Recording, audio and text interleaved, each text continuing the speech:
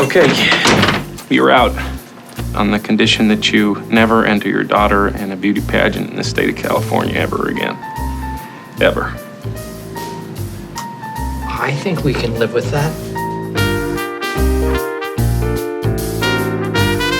Hello, and welcome to another episode of Hollywood Gold. I'm your host, Daniela Taplin-Lundberg, and I'm here with my other right-hand woman, left-hand woman, Vanessa Mendel. Hi. Hello. How are you? I'm so good. I'm so excited to be on the podcast. I know, it's a guest spot for you. Yeah, I feel like with a microphone, I'm meeting a celebrity right now. How are you holding that mic? Is that okay? Yeah, this is good. Okay, good. So today we're going to dive into the history of one of my favorite independent films, Little Miss Sunshine. Yeah, mine too. And we're talking to one of the lead producers, Peter Saraf, and he's someone who sort of plucked the film out of a slow death from a studio and really made it happen. And it turned into a huge, huge success, not only selling it for a record amount at Sundance, but having it go on to, box office success and win Oscars. And it is really a Sundance fairy tale. So I'm excited to get going. Yeah, and I feel like this is the perfect example of one of those movies that seems like an obvious bet. You look back and you're like, why did no one want to give that movie money? I know. But it seemed really hard to get made. No one understood how they could take this R-rated comedy and make it into something that global audiences would love. Yep. And now you look back and you're like, it's one of the most wonderful, heartwarming movies of all time. It is. And it's an inspiration to us at Stay Gold. We always look to that as an inspirational film that of things you take a bet on and then end up working out. So let's get going. Let's get going.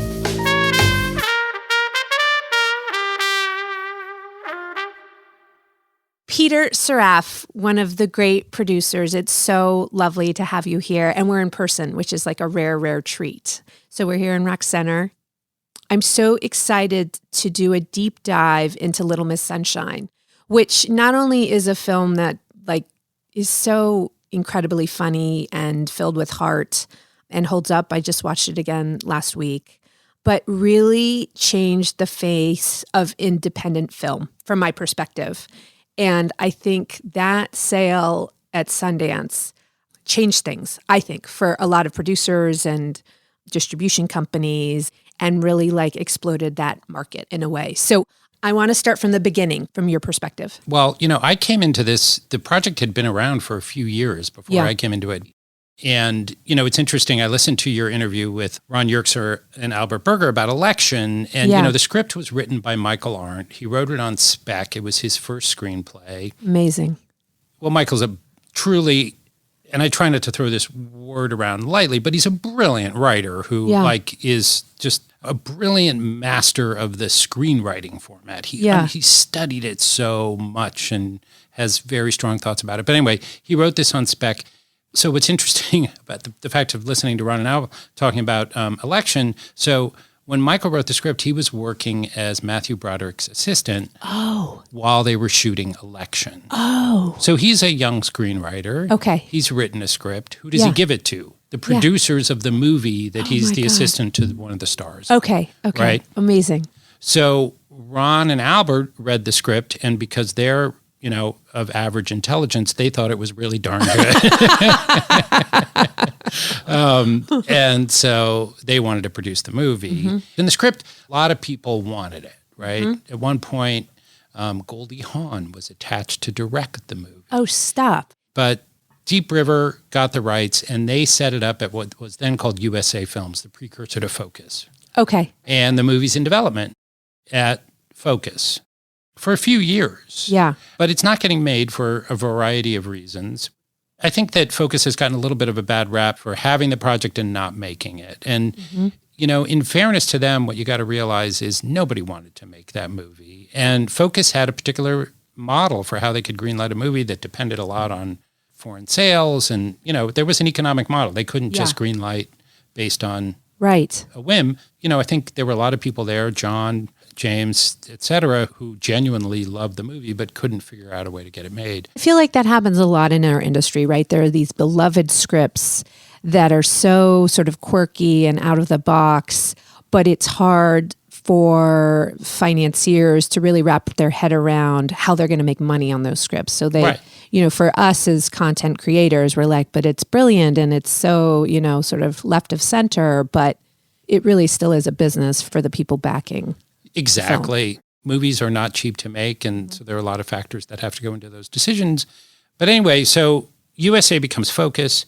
Deep River ceases to be. Okay. And around that time, I was on my own working as an independent producer, and I had a piece of material, a film called Everything is Illuminated. Yeah. So here I am. I'm trying to figure out how to get Everything is Illuminated made. And my friend and lawyer, John Sloss, says the great John Sloss. He's going to visit Mark Turtletaub, who had the rights to Little Miss Sunshine. He's going to visit him in Hawaii, where he lives. And Mark's interested in independent film, like we just talked about. Yeah. Do I have anything that might interest him? And I said, well, why don't you give him the script for Illuminated? A week later, I get a phone call. Mark Turtletaub. He says, John Sloss gave me this script. I love it. I want to be involved. So, cut to, he ends up financing the movie for Warner Independent. And over the course of making that movie, we decide that we work well together and we're going to start a company. And so we started a company called Big Beach. So this is 2004. I know this because my daughter was born 1 week before we started Principal Photography, and Everything is Illuminated. Of course. That's just the way it works. Yeah, I know. But, my son was born in France, in Paris, when I was making a movie called Truth About Charlie. My daughter was born in New York while I was in Prague making Everything is Illuminated. Of course. But anyway, so we make that movie. We decide to start a company. Mark has the rights to Little Miss Sunshine. He's frustrated that it's not getting made. I know the script because everybody knows the script. Right. I say, let's call Focus. Doesn't seem like they're going to make the movie. Let's call and see if they'll give it back to us, and let's make it independently. Oh my God. So we do that. To Focus's credit, they give it back to us. I mean, they let us buy it back for them.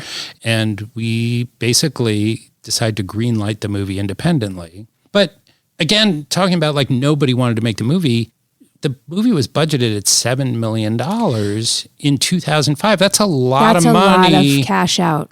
With no pre-sales, no nothing. So I'm trying to get somebody to co-finance the movie with us. I'm trying to get somebody to do foreign pre-sales, co-finance the movie, anything. Everybody's like, it's an R-rated comedy. Those don't work. It's an ensemble, so there's no star. It's about children's beauty pageants, which only exist in America. So where's the foreign value? This just, it's dark.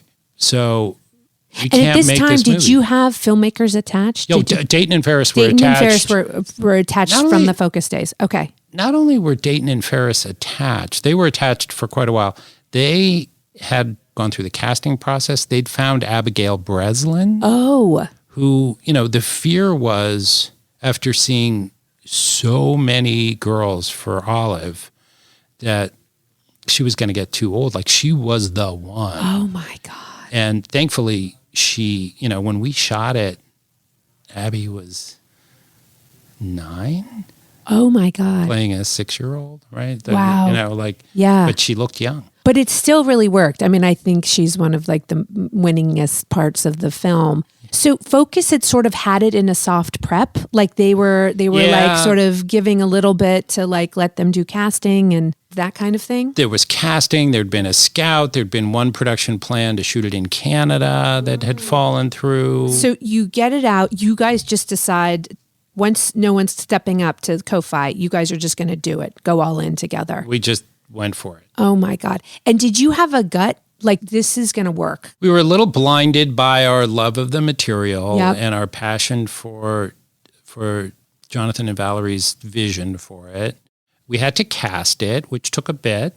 We were scared. We were nervous. One of the things that I remember, everybody said R-rated comedy, it won't sell. Yeah. I mean, if this didn't work, the company wasn't going to work, right? So I, much to the cast and Jonathan and Valerie's dismay, I made them shoot alternate versions of certain scenes. Oh my God.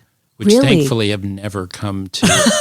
But I was like, you can't just ADR, I don't know if you remember, but like Grandpa going, the fucking chicken, when he says fucking probably 50 times in that scene, so much. Right? Yeah. And so it's like, you can't just 80, or we're not going to do like the fudging chicken. Yeah.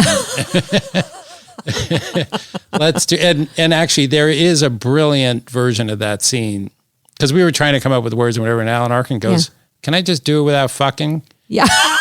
Chicken, we're having chicken, and it's hilarious.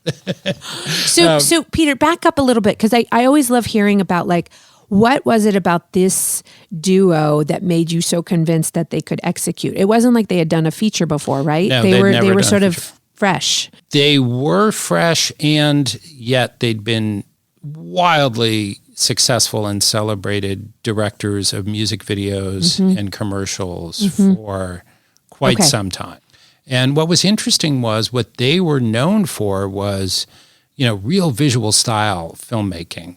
They did all the Red Hot Chili Peppers videos. They did all the, so they had a very distinctive visual flair for original visual storytelling. Yeah. And Little Miss Sunshine is not that. And I think that's what attracted them to it, right? Oh, interesting. Certainly there's a chance for style, but it's not going to be flashy. It's going to be, for lack of a better word, dysfunctional family dramedy. Right. There's going to be, what's great about it is the emotional roller coaster. We have to live with these 6 characters in their environment in a very sort of naturalistic way. Right. And so they understood the material, and they understood the depth of it in a very... And yet I would say, like, the tableau of that, like, yellow Volkswagen and the family running alongside it, that felt like very bold and stylistic, and something that filmmakers and marketing teams tried to imitate from that moment forward. I remember so clearly in prep when we were choosing, like, what year of VW bus and whatever, but I remember so clearly being in the room when we were talking about, like, what color do you want the bus to be?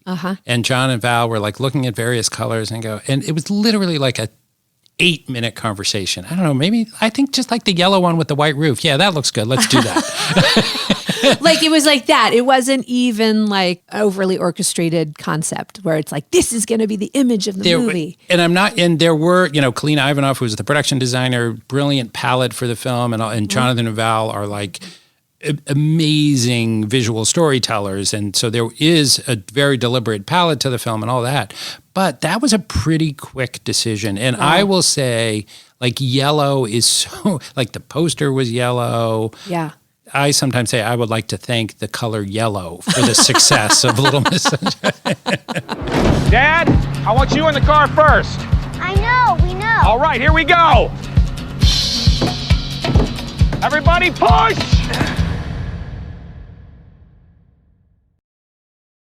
You started snorting heroin? I'm old. Well, that stuff will kill you. What am I, an idiot? And don't you start taking that shit. When you're young, you're crazy to do that stuff. What about you? What about me? I'm old.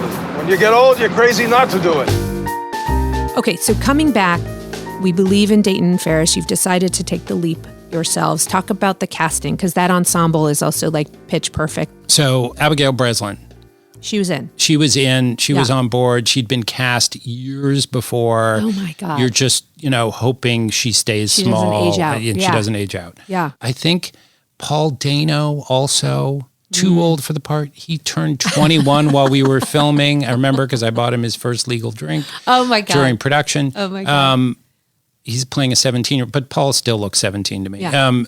I think Paul was already on board, but then we had to figure out the rest of the family. Yeah. And when a lot of people had expressed interest, and we went after certain people, we had conversations with certain people. Yeah. Jim Carrey at one point to play the dad, whatever. I was talking to Thomas Hayden Church the other day, and he says, I don't know if you remember, but I turned down that part. Oh my I God. still regret it. Like, I really wanted to play Uncle Frank. That's so funny.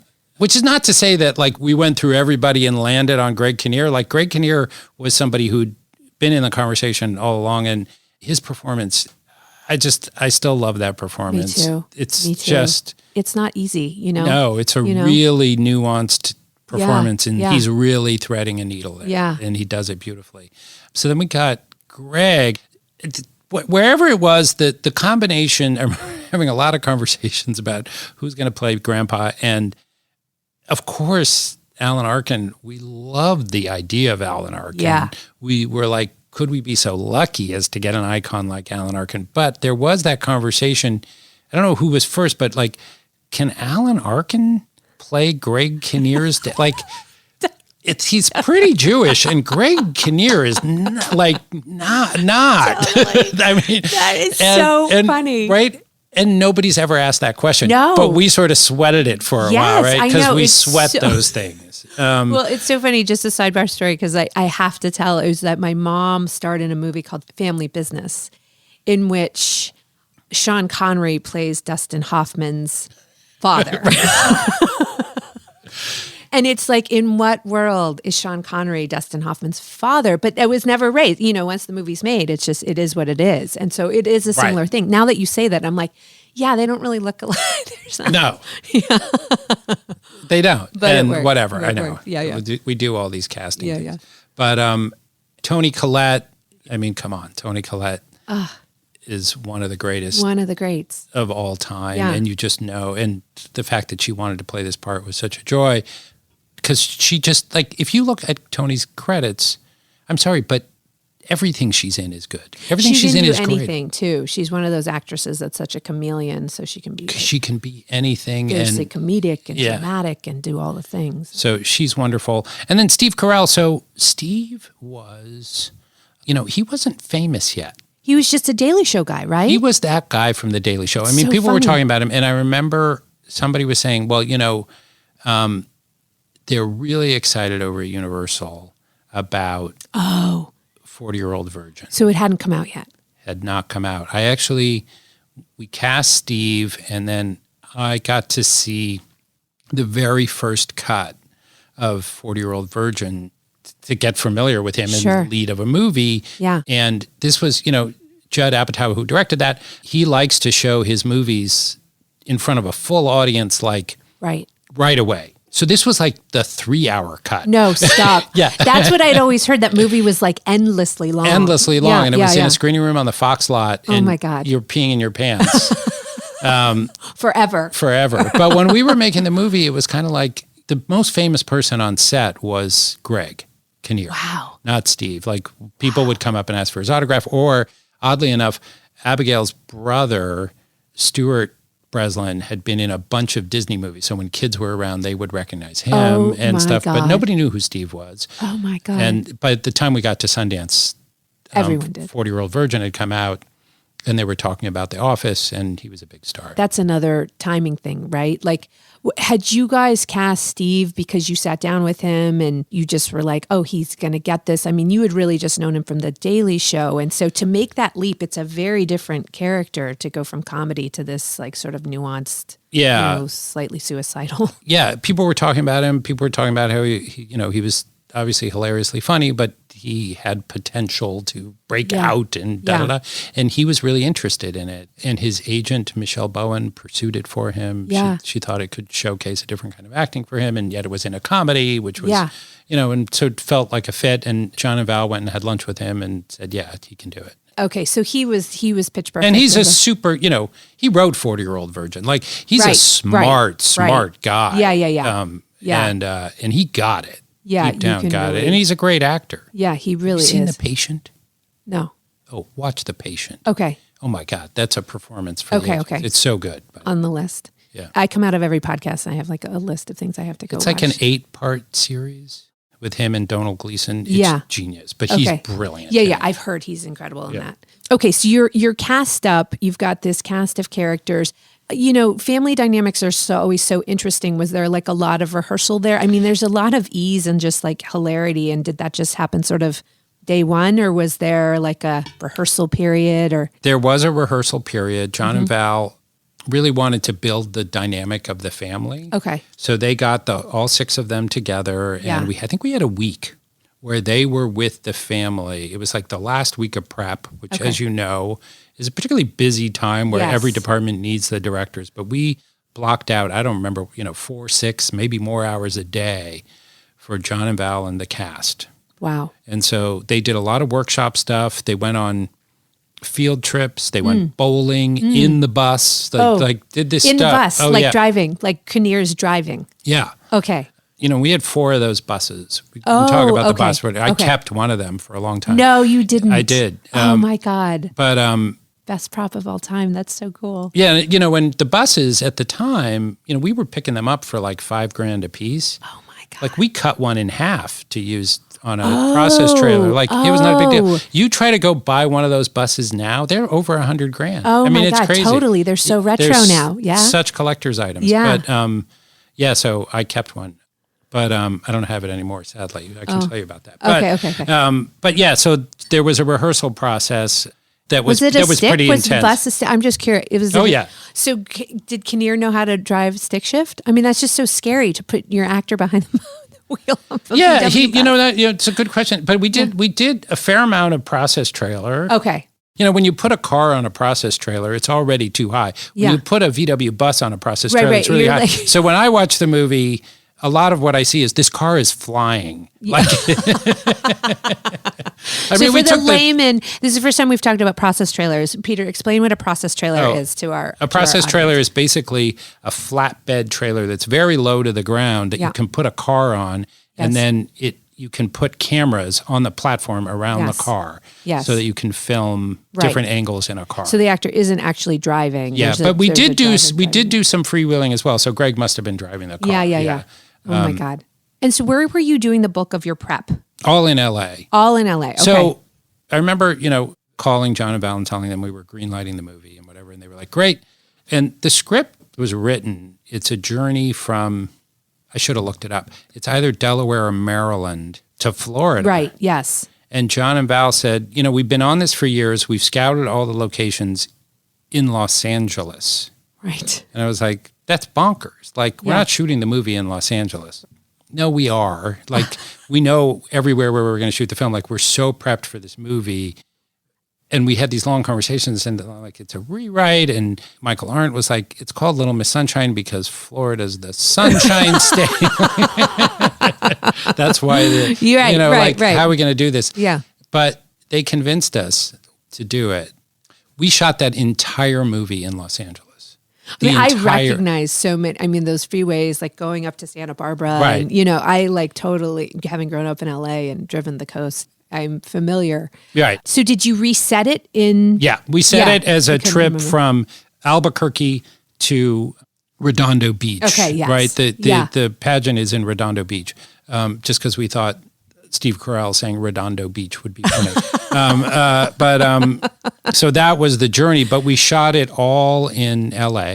Okay. The Albuquerque stuff and everything. The only thing that we did was we did a second unit one day with body doubles. We took the bus out to Tucson and drove back. Oh, cool. Yeah, with a stunt driver and all these body doubles. And I remember that day, it was so hot, we literally fried an egg on the pavement before. It was like, 110, 115 degrees.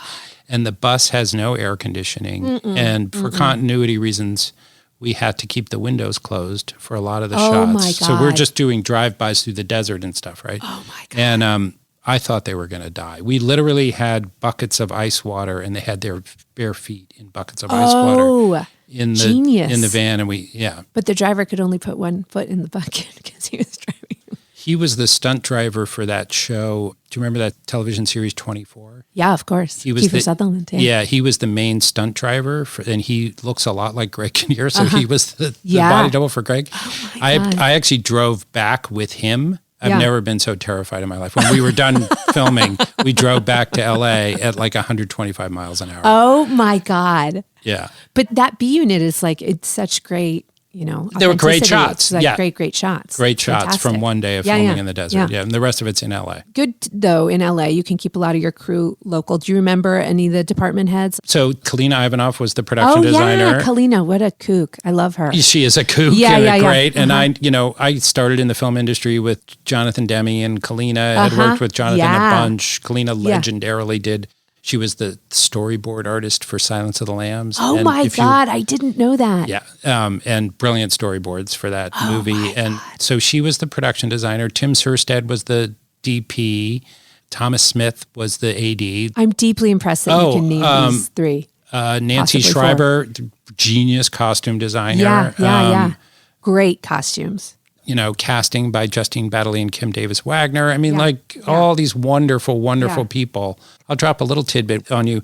You know how the main title of the movie, it goes little, the little is little, and then Miss is a little bigger, and then Sunshine's bigger, and that's the poster. And it seems very simple. It was designed by John and Val's dear friend, one of the greatest graphic designers of the 20th century, who also happens to be a great filmmaker, a guy named Mike Mills. He just did it. He did it as a favor. Mike Mills designed the title? Yeah, they were like, I wonder if Mike would make a main title for us. I feel like that is a fantastic tidbit. Yeah. It's so cool for a film nerd to know that.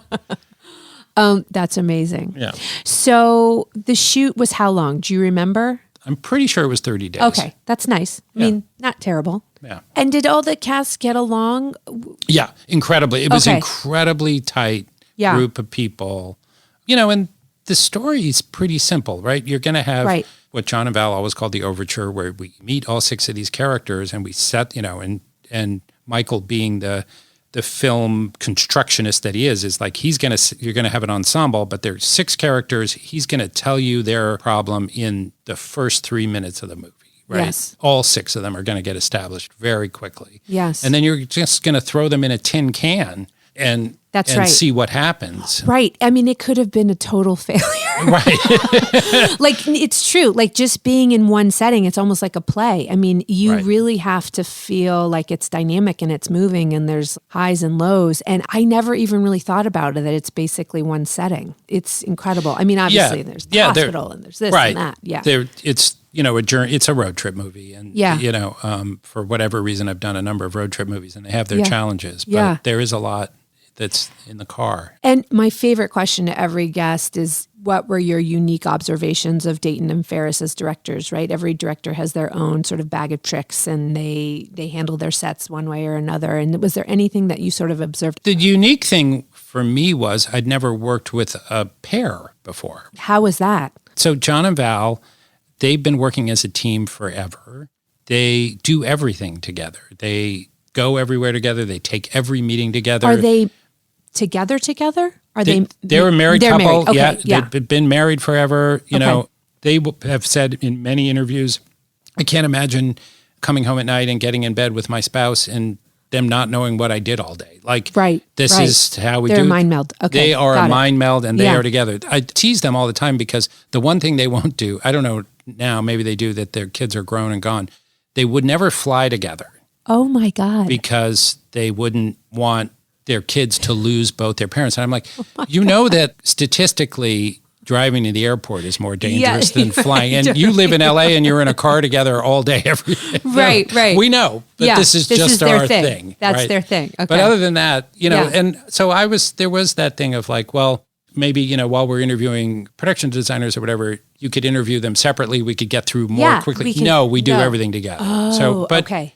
While they do a lot together, there's a little bit more of an understanding that Sherry's going to be a little more in the actor performance, and Bob's going to be a little more on the camera, and Bob's an editor, and and all that. But John and Val are everything together. So if they had a note for Greg, they would both give the note to Greg. Both go talk to the actors. They would talk to every department head. Okay. Everything together. Fascinating. Okay. And that's how they've always worked. Yeah, and it works beautifully. What's that, chicken? Every night is the fucking chicken. Holy God almighty. Is it possible just once Dad? we could get something to eat for dinner around here that's not the goddamn fucking chicken? Hey, Dad! I'm just saying. Dad!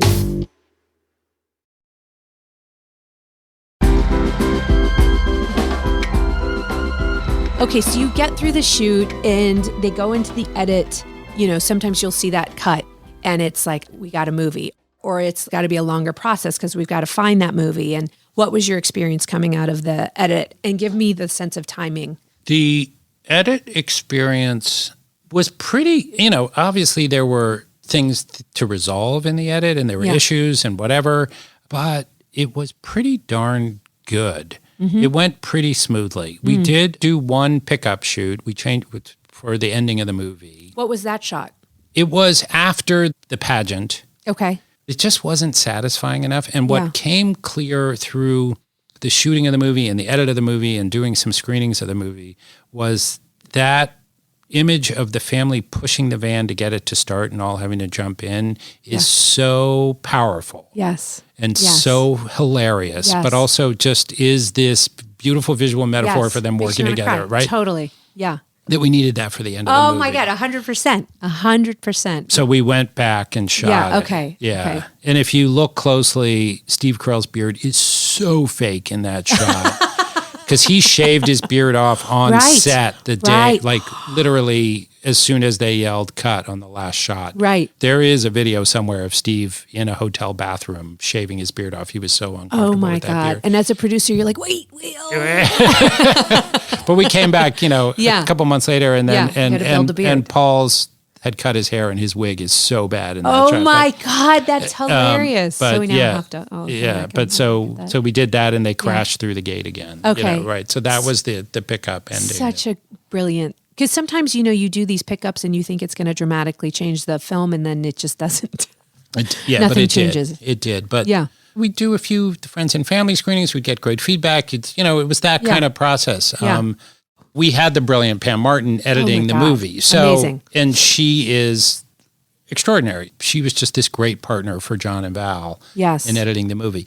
The other big change that we made when we shot the pageant, the song that Olive is dancing to was a ZZ Top song. Oh, do you remember which one? I can only remember She's Got Legs. It wasn't She's Got Legs, but it was a ZZ Top song, and it was fun. And whatever, we were kind of like, that kind of worked. Like, right. Like, but it just didn't have the right. Yes. And we went back and forth and back and forth and back and forth, and very late we came up with Super Freak. In the edit. So the choreography was what it was. And she did the dance, and she rehearsed that dance for a long time, and the whole thing. And Pam and whoever the music editor was, but it was really Pam, recut the picture to Super Freak. And I mean, if you look closely, where you really see it is when you cut to the audience and they're clapping along. They're not clapping to Super Freak. Right. But it works, and it cut. And it cost us a fortune. I think if I remember correctly, licensing Super Freak for the movie was like $80,000. Oh my God. That was a lot of money. I still, to this day, will say it's the best $80,000 I've ever spent. 100%. I mean, that, and it felt so organic. It felt like it was written into the script. Yeah. Honestly, what a great change that was. Yeah. So you guys feel good with your cut. When do you submit to Sundance? Like, talk about that whole process, because that felt really exciting. Well, we did one thing before, and I've never done this before or since. Okay. But before we took it to Sundance, we thought we had something, but we kind of wanted to be sure. So we decided to test it. Ooh, okay.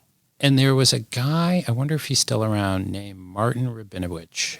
He was like this very eccentric dude who had a statistician doctorate from Stanford, but was but he ran this focus group where he did it in he had his own methodology. So it wasn't the standard firms that we're all paying for. No, it wasn't. No, it was this, because we really wanted it to be under the radar and we wanted it to be quiet, but we just wanted to get an inkling. So cut to, the movie scored like 99 in the top 2 boxes. And then the second focus group, I mean, they remembered everything about the movie. And they all came back so passionate. So we were like, oh, we're kind of on to something. Oh my God. But then we submitted it to Sundance, and we got the Saturday night slot. The slot. But as a premiere, they didn't want to put it in competition. Oh, interesting. Were you okay with that, or were you a little perturbed? So I think it's hard for filmmakers because they want to be in contention for a prize. Yes. But when selling a movie at Sundance, so at Sundance, if you're in competition, there are 6 or 7 screenings of your movie. And in between, there are press and industry screenings. Yes. So there's no pressure, or there's no artificial pressure on the buyers, right? Yes. To see it. If you premiere in the evening at the Eccles, which is the biggest theater in Sundance. And then your second screening is the following morning, first thing. And that's it. Except for maybe a screening in Salt Lake City, maybe a screening up at the resort. Is that still the case, Peter? I think so. Okay. Basically, what you're saying to all the buyers is, if you want a shot at this movie, you have to be at the first screening. So you're putting this artificial. So from a sales perspective, I've always liked being a premiere. Are you guys, you've hired like a publicist presumably, and you're like in all these curtain raisers. Do you feel like you're kind of one of the buzzy titles? We were starting to get buzz, and we were a little worried we had a little too much buzz, if I remember correctly. Like we did like Kenny Turan used to be the film critic for the LA Times for years, legendarily, and I can tell this now maybe that Kenny's retired, or maybe everybody already knows, but you used to be able to show your movie to Kenny confidentially. Right. If you wanted a chance to be in his curtain raiser. And what was great about Kenny was if he really loved your movie, he would talk about it in his curtain raiser. Yes. But if he didn't, he would never he was really honest. He would never, Right. He would never talk bad about a movie he didn't like. He wouldn't mention that he had seen anything except the ones that were in his curtain raiser. He featured it heavily in his curtain raiser. So there was like a lot of buzz going into the festival. But there's always that worry, right? Like curtain raisers are these like top 10 lists that come out in Variety and Entertainment Weekly and LA Times, and they kind of signal to the buyers what the big titles are, right? And so you want that buzz, but you don't want to be so hyped up that people are disappointed. So it's a very delicate dance for us, It is a right? very, very delicate dance. Yeah. Okay, so you've got the buzz, you're worried maybe it's a little too much. Talk about the night and like that premiere night. And describe the Eccles, because I think it's an interesting place. So the Eccles is a theater in Park City, Utah. Actually, it's one of the brilliant things that Sundance did a long time ago, which was when the festival started, they just had really small venues. They had the Egyptian, which is an wonderful movie house on Main Street, but it's small. And then there was like a multiplex in the mall with small houses and whatever. But they needed a bigger, grander venue. And they did something brilliant.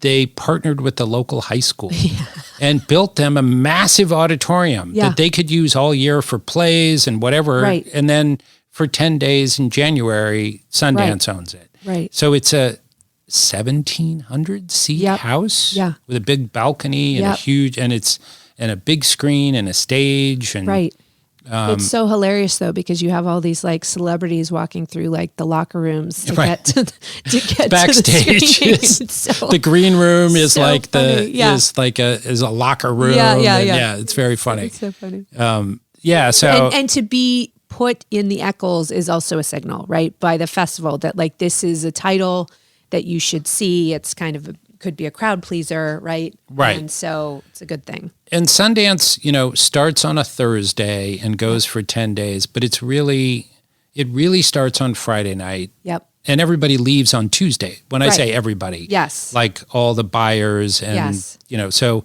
you really want to be, if you're selling a movie, you want to be in that opening weekend and you want to have a good slot. And Friday or Saturday night are the premiere slots. Yes. And so it also puts a target on your back, right? That's right. The festival is saying, this is it. This is the big title. Okay, so talk about the screening of Little Miss Sunshine, which was one of the most successful sales in Sundance history. The screening was extraordinary. I mean, it played, it blew the roof off the house. And so when the lights go down, do you immediately get the buzz where it's working? Like, are you sitting and who are you sitting next to? Like, I want to know every detail. When you premiere a movie in the Eccles, all the filmmakers are sitting very close to the stage on the stage right side, on the audience left side. And so we're all there. My wife was there with me, so she was sitting next to me, but the whole cast and crew and everybody were all together. Yep. And the lights go down, the movie starts. John and Val knew they wanted Devachka to they wanted to use their songs as the basis of the score.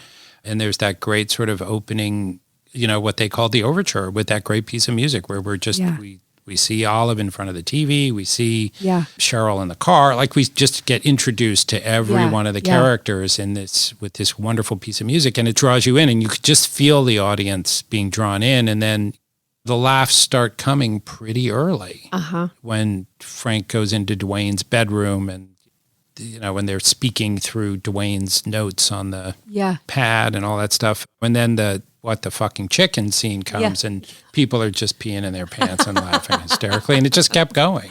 And you knew you could feel the audience was there. And then, my God. And then in the Q&A, I remember this one woman, this was the first time I'd ever heard this expression, actually. This one woman stood up and for her question was, I just want to say that movie was off the chain. And that was her question. And like a lot of the comments were Oh my for God. that. And had the cast seen the film prior to the screening? Do you remember? Now you're stretching my memory. I've always said to it's a weird thing because actors have to come in and do ADR, so right. they and they're catching smidgets. They see little smidgets and they don't get to see it. And I've always said, like, I've had a lot of movies at Sundance over the year or other festivals, but mostly Sundance. And I've always said to actors, I don't want to deprive you of that opportunity of seeing the movie for the first time with an audience at Sundance because it's pretty magical. Yeah, no, so that's just such a good point. Wait. Yeah, if you can. No, it's so true. It's like the teams always want to be prepared in advance, and they want to show them so they know what to expect. But you're right. Like seeing it for the first time at the Eccles is such a magical experience. I find that if you can advise that, I'm going to put that. We always put good producer tips, and we're creating a wall. Oh, cool. Yeah, so that's yours. It's why I've never allowed there to be a press and industry screening before the first public screening ever. Right. So and smart. so the cast and the filmmakers don't do press until after the press have seen it, and they have to see it with an audience. Right. Because press and industry screenings are death. They're they can horrible. determine. People are walking in and out. Yes. It's just like it's a horrible environment. Okay, that is such great insight. So I'm pretty sure the cast, and they were all there. I'm pretty sure everybody was there. Saw it all for the first time in the Eccles. Oh my God. So you can tell immediately that it's worked. Is it that thing where the lights go up and it's buzzing and you're getting emails and you're, talk about that process and how it went. So yes, and the buyers have all raced out to the lobby of the Eccles. They're all huddling. And so John Sloss he was the sales agent for the movie. Okay. He slipped out during the credits, ran across the football field at the high school in the snow, climbed over a chain link fence and went in hiding. No, stop. He did not want to be seen. Oh my God. Or be able to be reached. Okay. Why? So John's a very crafty fellow. Yes. And he thought if nobody can get a hold of him, they'll think he's on the phone with somebody else and they'll be freaking out. Yes. Oh my God. I love this. This is the stuff I love. all the drama of it, right? Yeah, and then John's advice, he was like, but you guys should be hiding in plain sight. Okay. So we booked a dinner for the filmmakers and cast at one of the restaurants on Main Street. I can't remember which one. But we're all there on the second floor of whatever restaurant in a room having dinner. Yeah. And it's just one of those things. Like, so every film company is stopping by. Is it the kind of thing where your publicists are letting people know this is where you are, or people are just seing you in like some restaurant? Where it's getting out. Yeah. You know, Okay. So everyone's just stopping by to like shake your hand. Shake hands. And I do remember Searchlight, who ended up ultimately buying the movie, they didn't just come by to say hi. They came by with the whole team. Oh, wow. Including marketing, and sat us down, pulled us aside to a separate table. At dinner and said, this is why we're the right company for the film. And they were, it was very like, oh, okay. Was anyone else bold enough to do that? Not quite to the level that they did. I mean, there were versions of that, but they came on with, obviously they didn't have the full plan. Yes, but they were very impressive. But everybody came after it. Yeah. So then dinner's over, and then we go back to Sloss's house. So Sloss has had the same house at Sundance forever, this big house.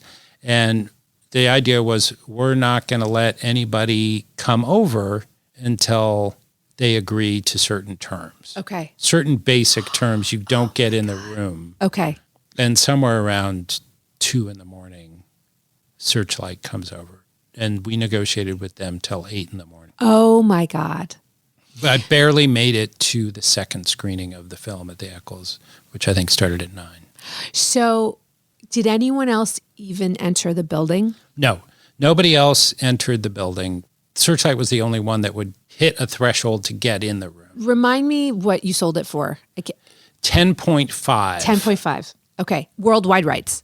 Worldwide, absolutely. Okay. Own it. They bought it. It's the only film during the 16 years of Big Beach that we sold the copyright in. Oh, wow. And that was just a prerequisite to paying that much for the film. It was very late, and they were like, yeah, no, we're not paying And I remember it was actually Tony who was like, this is a record, right? We just beat the record by 500,000. Were you guys able to maintain some participation? Oh, no, huge back end. Okay. Like we did Yeah, you got all the things you needed from. Okay. It did very well. Yeah, everybody did well out of that movie. It kept Paid Big for- Beach going for a long kept it time. in college and okay, got it. Cast did well. Yeah, Everybody yeah. did well. Okay. Most of all, Fox. Okay.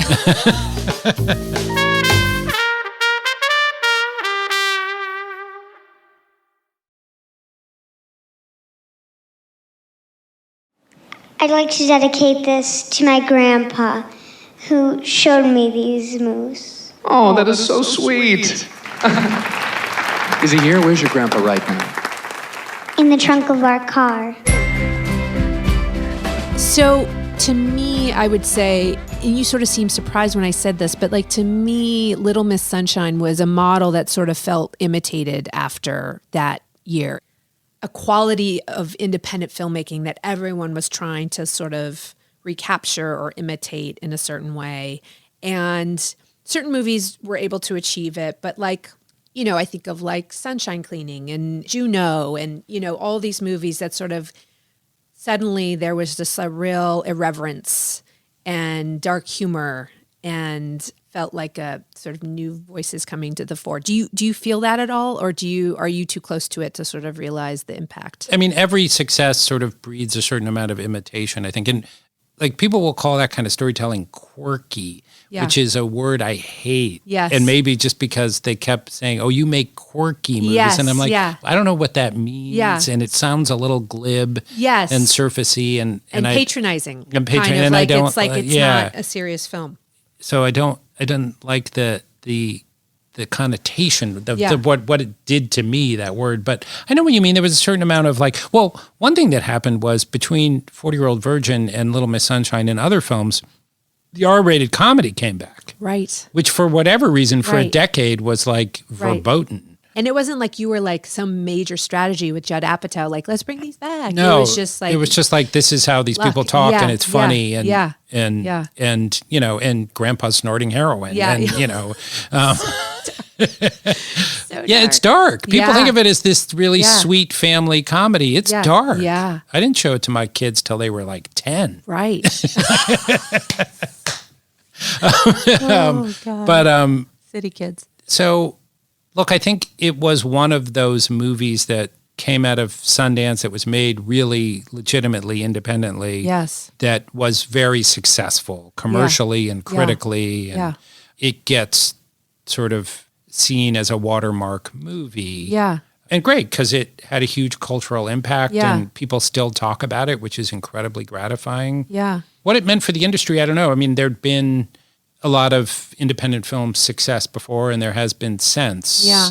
Would you say it's the film that people, I literally don't have this film yet, but like when you're like talking to an average person, they're like, what did you produce? And you can say that Yes. film and they know what it is. 9.9 times out of 10, it'll be that way. It'll, you'll talk, so what have you made? Well, I made this movie, about Mr. Rogers called The Beautiful. You try to go to the more recent movies. Made this movie called The Farewell. Awkwafina was the first Asian woman to win a Golden Globe. Yeah. And then, a long time ago, I made this movie, Little Miss. Oh, you made Little Miss Sunshine. Totally. I did have a great, though. I had this will be a little too much information, but maybe a year or so ago, I had to have a colonoscopy. And I was talking to the doctor. The doctor was asking, what I do and da-da-da, and have I seen any of your movies? And I said, I go through a few. I get to Little Miss Sunshine, nothing, crickets or whatever. God. And then I go to Land, which had just come out, but didn't make a big splash. It's a movie that Robin Wright starred in and directed, and I love the movie, but it's a tough movie, and it just didn't have a huge impact. Yeah. Whatever, it didn't seem to. And he goes, Land, I love that movie. Hadn't heard of Little Miss Sunshine. Sometimes that happens. Like I made this little movie called What Maisie Knew, and it's got like 10 very, very ardent fans. Yeah. And they'll be like, oh my God, a Henry James adaptation in modern times. And I'm like, what? No one went to see that movie. And it's just one of these like weird ones that sometimes. I remember that movie really well. I love that movie. Yeah, it was good. Produced with Bill Tytler. Bill Tytler. Oh, love my Bill Tytler. neighbor. Oh, is he? Yeah. In New York? He lives around the corner from me. Yeah. Oh my God. Yeah. Well, that was a journey. Yeah. I mean, it's so funny. You become like so close with your producing partners in that moment. And sometimes like those relationships like sustain forever. And then sometimes they're a moment in time. And I love him and Nancy so much, but I haven't seen them in a while. I haven't seen Bill in a long time either. Yeah. I used to run into him in the park quite a bit. But But then there are those movies that just like, I'll be surprised how many young people love this movie called Kings of Summer. That again, like played Sundance, sold, did fine. Nick Robinson. Yeah. I love that movie. Yes. But it touches when people see it at a certain moment in time in their lives, 100%. And it touches, and I love it when people, So what was it called? Where there were two titles. I feel like you changed the title. It was called Toy's House. Yes. Because the main character is Joe Toy. Yes. Yeah. Yes. Yeah. Well, this was just the most fun. That was really fun. Thank you. Maybe you'll come back. Maybe you and Anita will do the farewell together. Let's do it. That'd be funny. Now I've got you hooked. Yeah. It's so easy, right? It is. Well, I'm just talking to a wonderful producer. Oh, man. Well, so it's easy to talk producer iconic to producer. And really someone I literally have taken like probably 5 pearls of wisdom from you. So thank you so much for coming and doing this with us. My pleasure. Thank you, Danielle. All right, Peter. Thanks.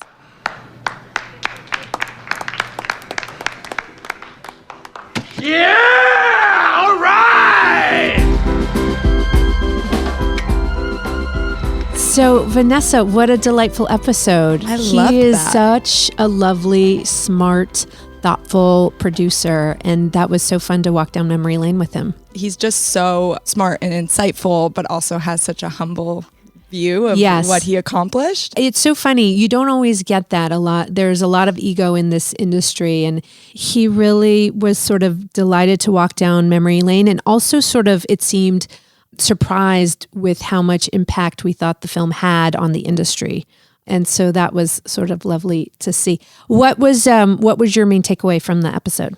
I didn't realize how hard it was to make an ensemble at that time, especially. And looking back, you're like Steve Carrell, like so obvious, Toni Collette, like all these incredible people who seem so obvious. And at the time, they had a really hard time casting, and it seemed like a whole process. Casting Steve Carrell seems so obvious, but I think it was a huge risk for them. He was not a well-known player at that time.